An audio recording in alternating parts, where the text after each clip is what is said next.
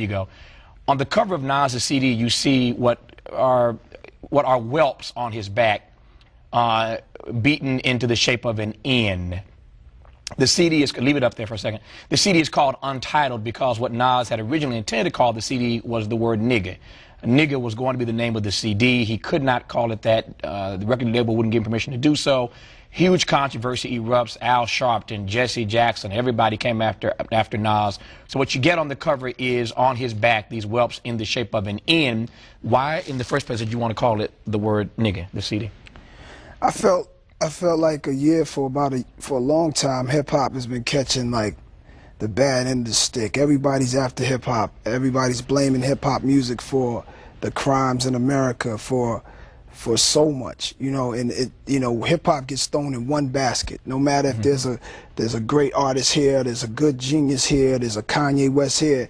If there's one bad apple, then everybody gets thrown in that same basket, and then they kind of act like we don't have responsibilities. There's no genius in rap. There's no entrepreneurship that's like on the next level. There's no you know, we turned the tables, man, and I think we've been catching a bad rap so much. So if we've been asked to be more responsible, even on the Oprah Winfrey Show and things like that, and I felt like there's you know, a lot of people jumping the gun. You know, you can't just blame rap for all these things you're blaming rap for. You got to understand what rap music is, where it comes from. It's crying out for help. You know, I've been called all kinds of gangster rappers on Fox News and on Bill O'Reilly show, and instead of them trying to understand why we write down these lyrics, and you know, they just want to kind of blame me for violence and stuff like that. So I just kind of wanted to take it upon myself to just stand up and say, all right, you know, that's not what this is about. This is my opinion about the word nigga.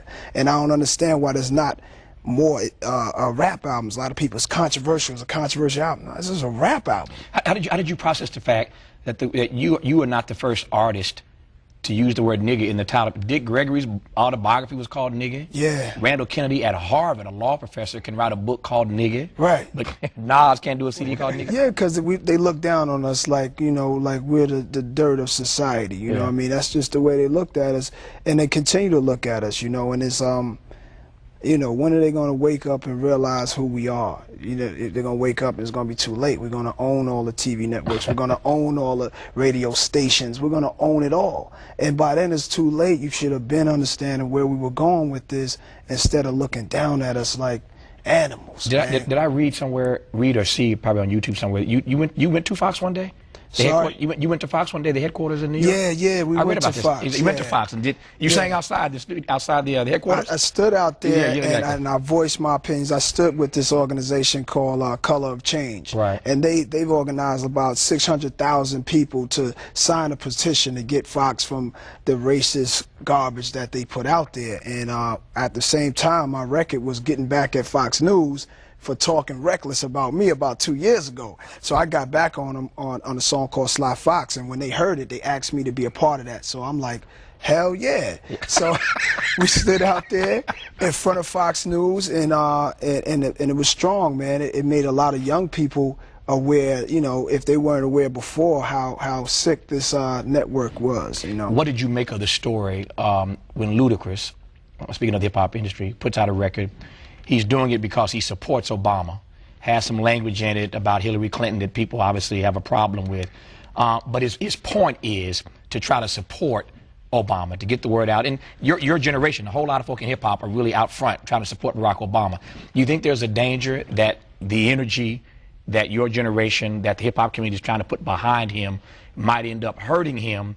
And what does it mean when somebody does something to try to support him and he slaps them back because he knows that he can't be seen that way if he's going to get elected president? Does that make sense? Yeah. No, I think that man Obama's in a position that none of us in hip-hop will understand. He's dealing with people in high places and big missions, and we in the hip-hop level, we only see it from our point of view, and we voice it from our point of view in our language, which is a vulgar language, which is a blunt language, which is a aggressive language some of the times.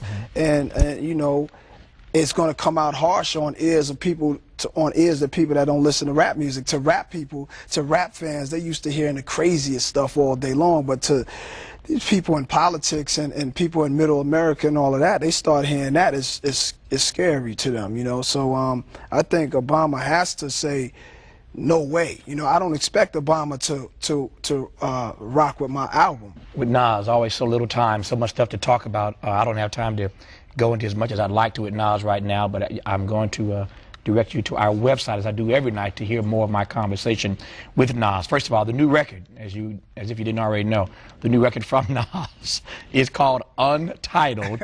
It's got some powerful stuff on it. 15 years now in the game, he's still sounding as good. But more than just sounding good, he's making us think, as he always has, from way back to the Illmatic days. Good to see you, man. Thank you.